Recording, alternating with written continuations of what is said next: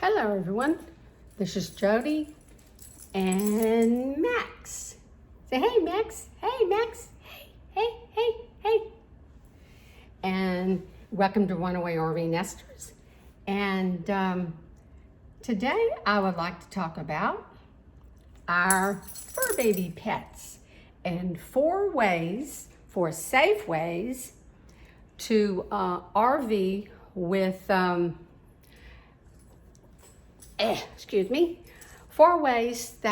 safe ways that we can RV with our physically challenged pets, because Max here is blind, he has cataracts, and he also is sort of deaf, not all the way, but you know.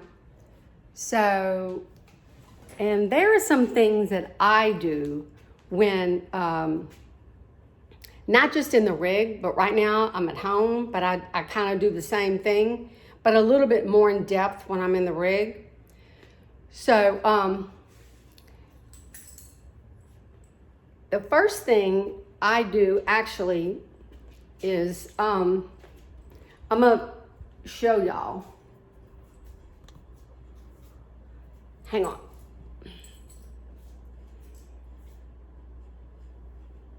Back in a second. Okay, so this is just a kind of a weird situation, but I'm in the house, so pretend that we're at the trailer and he's in the shower. He can't go anywhere, so he's not gonna hurt himself.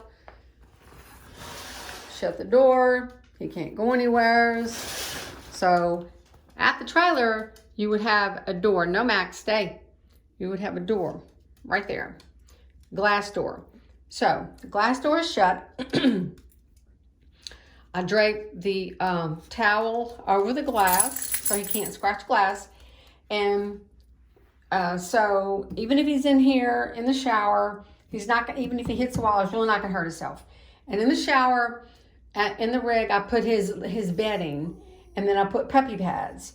And so I do that if I am gone for the day. So I just spread the puppy pads out, and if he pees or poops in it, which he really doesn't poop in it, he's only actually done that one time, but not a whole bunch. But anyway, he's secure in there, and I don't have to worry about him. I don't have to worry about that little bitty hand carried little carry kennel, because I would have to really clean that really bad. So puppy pads is the way to go. So this is one way to do it. Up, and I'll show the other way in a second. Okay, I'm back again. I just want to show y'all, Max is, back up a bit so you can see Max. Max, I just set him on the floor. So like I said, he really cannot see. So he is, and this is wide open.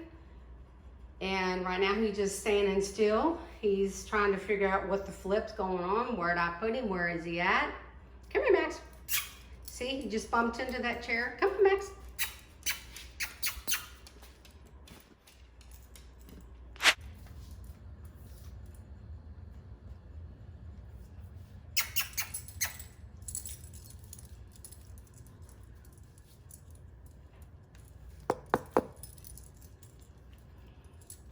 Okay, you see there? He can't see his food. I had to tap it. That's what I usually do when I feed him. He can hear me. Max can hear me when I take his food out of the refrigerator. He knows at 4 o'clock on the dot, he eats supper. So what I do is, since he can't see, he can kind of hear the vibration a little bit, and he knows that's where his food is. Other than that, he wouldn't be able to do it. So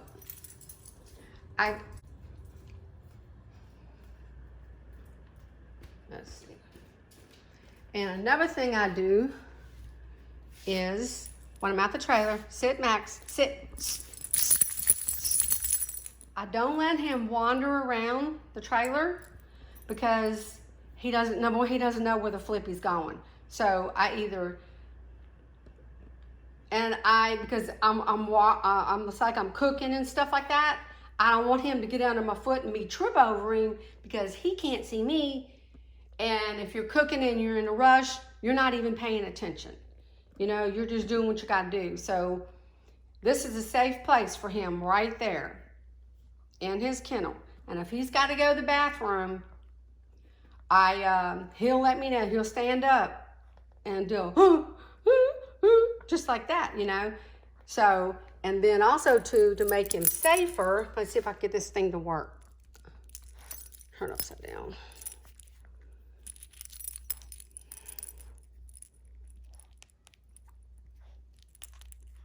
That, it blinks. So that helps me at the trailer park. That helps me at the campground at night, because sometimes he'll get up at like 5 o'clock in the morning, which, geez, who wants to get up at 5 o'clock in the morning and go to the bathroom? So, and I can't, it's pitch black. So that's safe for him and me too, because if it's blinking, somebody that's passing by can see. And it's just, and he feels more content in his bed and safe in his bed. So that's his comfort spot. He knows where he's at. So hang on one second. Back again, it's me. Okay.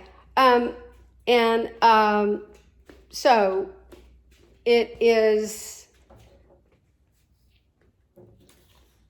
so I do not let him wander around the RV at all. I don't let him wander because, number one, he can't see where the flippy's going. And he can run into things that he might hurt himself. Because he's kind of done that before. So, and also too, he used to be trained inside the house, but now he's not. And now he really doesn't know. He does not know where the flippy is. So if he is wandering around, but I'm watching him, he has to have those diaper pad things, the belly band things. Do not let him wander the trailer without them suckers, because he will pee. He's never pooed, but he will just do it. And you don't know he's doing it until after it's done. So don't let him wander around, especially if they can't see. He has cataracts in both eyes. So do not let him wander around freely unless you're watching them, point blank. When you're gone for the day, put them self-contained, preferably where you don't have to clean up the whole entire kennel that they're in. If you do put them in a kennel, like I said, I put mine in the shower, and I put the puppy pads all in the shower. So he's not gonna go on the shower stall, he'll go on the puppy pads. And when I take him to dog parks, because he cannot see,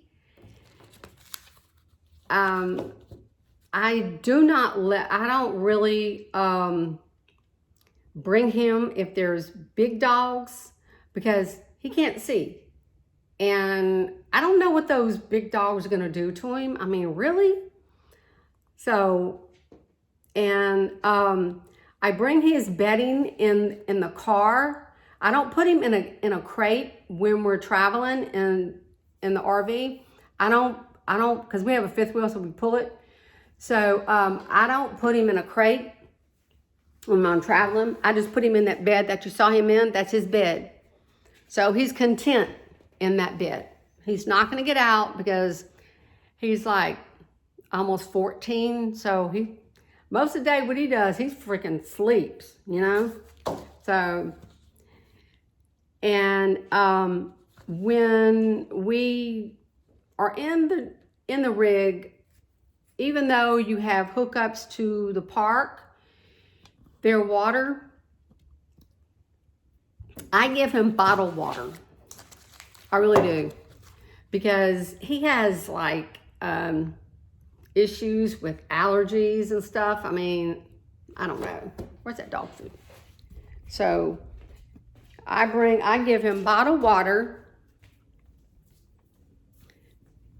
and if you have a dog with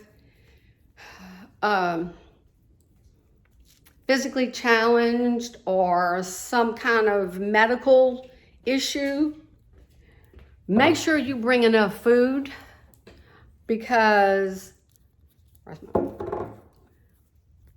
he cannot eat regular food. He has bladder stones, and this is the only food that he can have, prescription. Very not cheap stuff. So I keep that, and I make sure that I bring his health records, because we were in Corpus working, and I had to wind up finding another vet, and good thing I brought the medical records, because they was going to want to charge me and do some other kind of stuff that he had already done. So you bring that for sure. Bring your medical records with you. And so you can also use, if you don't have a crate, you can use like an enclosed area, like a baby gate or a baby enclosure, and you can set them in there. And depending on how your animal does, if it'll jump high, then you have to crate them while you're gone.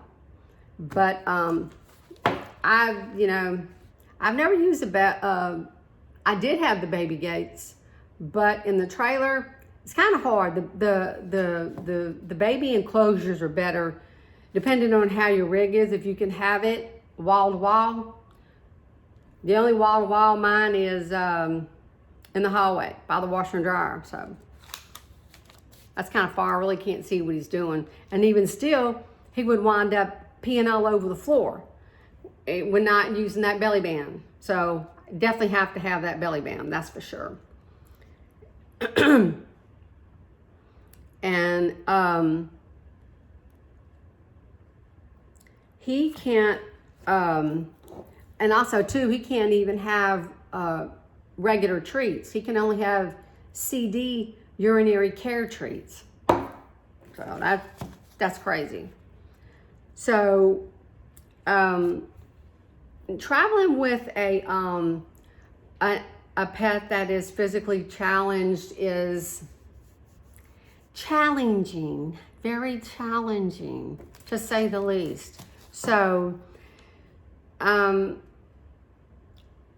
it's really not that hard, to travel with your pet that's physically challenged. It's just a lot more you have to think about, because for their safety, I would not let them run around loose. And depending on, like I said, like mine, he's blind, he really don't know. Well, I hope this video has helped anybody that has the situation that I do with a pet that has challenges. And if you have any other suggestions or tips, just let me know. And you can catch our Runaway RV Nesters on Instagram and on Facebook, and then also to runawayrvnesters.com. And you have a safe day with your fur babies. Happy travels.